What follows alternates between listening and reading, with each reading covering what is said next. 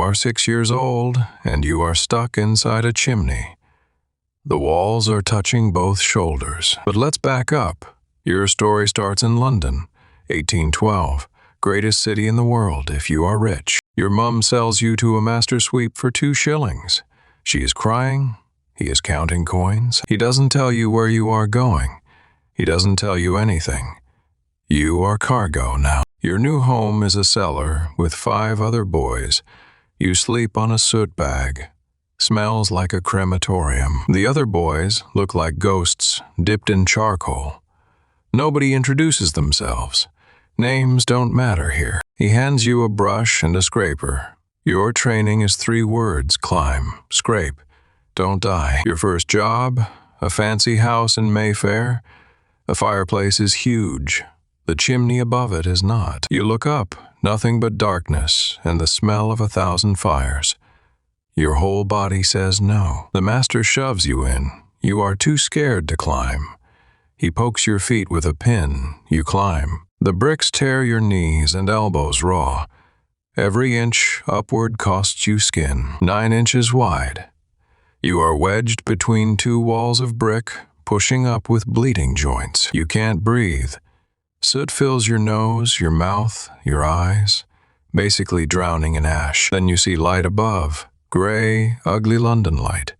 Most beautiful thing you've ever seen. You pop out the top like a soot geyser.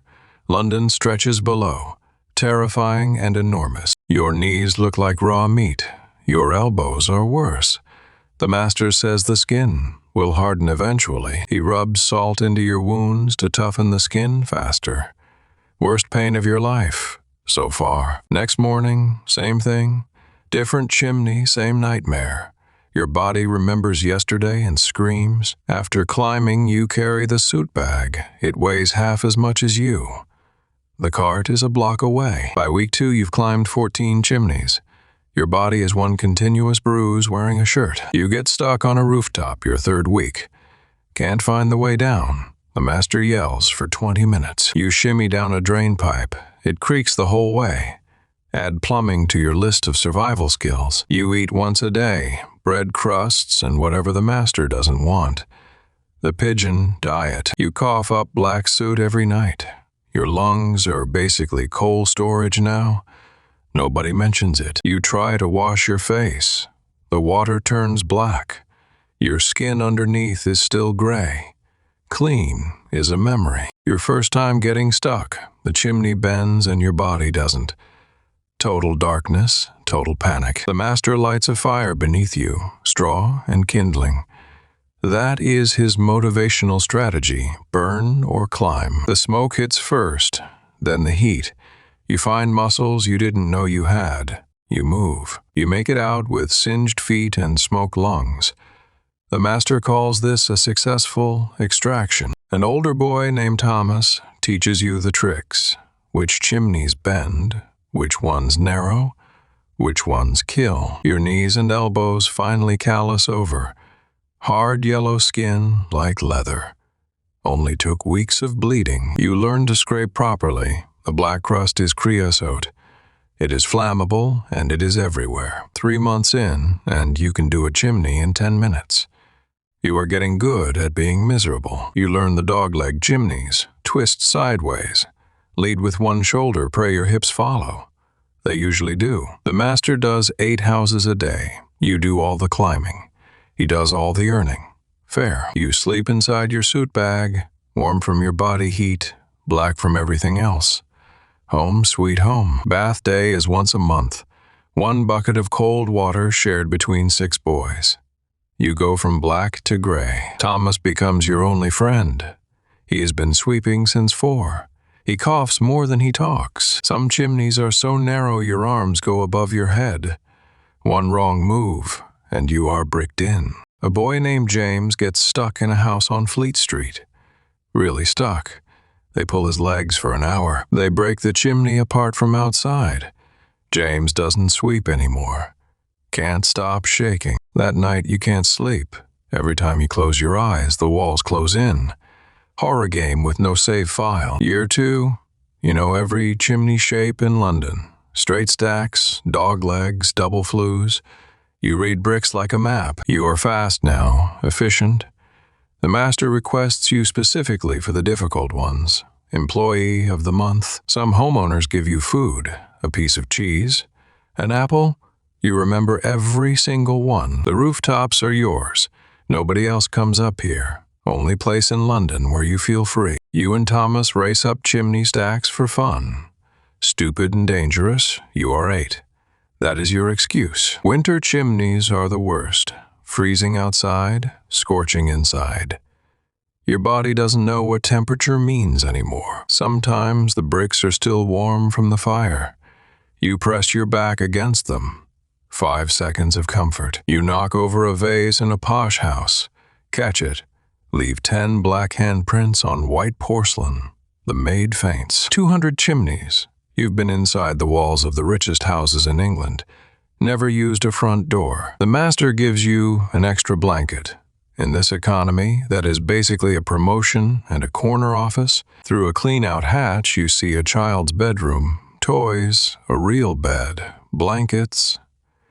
A whole different world, 3 inches away. Then a chimney catches fire while you are inside. Creosote ignites above you. It is raining fire. You fall out like a burning cannonball. The lady of the house screams. You scream louder. Thomas patches you up, burns on your shoulders. Could have been worse. You go back up a chimney next day. The cough gets worse. Every sweep has it. Black lungs. You hack up soot like it is a second job. Then Thomas gets stuck. A chimney in Whitechapel. Tight Bend. He doesn't panic. He just goes quiet. They break the wall open. Thomas is there. Not moving. The soot took him. He was 9 years old. You sit on the rooftop where you used to race. Thomas's scraper in your hands. London doesn't stop for dead children. Next morning you climb, because that is what you do. The chimney doesn't care about your grief. Year 4, you have a problem. You are growing. The chimneys aren't. Chimneys you used to fly through now grab you like a fist. Your shoulders are too wide. The master measures your shoulders, shakes his head. You are becoming too big, meaning you are becoming useless. Homeowners start complaining. You are too big for their flus. The master gets fewer bookings with you. A new boy arrives, 4 years old, wide eyes, shaking. You recognize everything about him. You teach him the way Thomas taught you. Which knees go where, how to breathe. When to panic. You only get the wide chimneys now. Even those are getting tight. Every climb negotiates with physics. Your body is a museum of damage, calloused joints, black nails, lumps growing where they shouldn't. The cough is constant now. Deep, rattling, wet. Your lungs sound like gravel being shaken. The master says you are finished, too big. He doesn't say goodbye. He points at the door. You are 10 years old on a London street. No home, no money, lungs full of soot. Freedom. You try the factories. They hear your cough and shake their heads. Damaged goods don't get hired. The bakery won't hire you either. Your hands are permanently black. Not ideal for touching bread. You sleep in doorways? The cold gets into your bones the way soot got into your lungs. Permanent tenant. You beg on Blackfriars Bridge. Rich people walk past. Some of them had their chimneys cleaned by you last year. You find work, sweeping streets, from inside chimneys to outside on cobblestones. Lateral career move. You haul coal sacks for a warehouse, pennies a day. Even outside the chimney, soot finds you. Nights under the bridge, you watch the Thames. It goes somewhere, you don't know where. Doesn't matter, it moves. The sores come next, dark, painful growths that won't heal. The soot did something to your skin. The chimney followed you out. A charity hospital takes a look. The doctor's face tells you everything. His words don't. You walk through a park. Rich kids play on the grass. They're your age. They look like a different species. Your hands will never be clean. The soot lives in every crease, every pore. It is part of you now. You stop at a toy shop window. There is a wooden horse inside. You never had a toy. Never occurred to you to want one. Through a window, a new boy, 4 years old, being pushed into a fireplace, Same story, different face. You find a quiet spot in a churchyard. The stones are cold, but the wall blocks the wind. Good enough. The sky is gray. It is always gray, but somewhere above the smoke there is something blue. You are sure of it. Thomas's scraper sits in your hand. Same one from 4 years ago.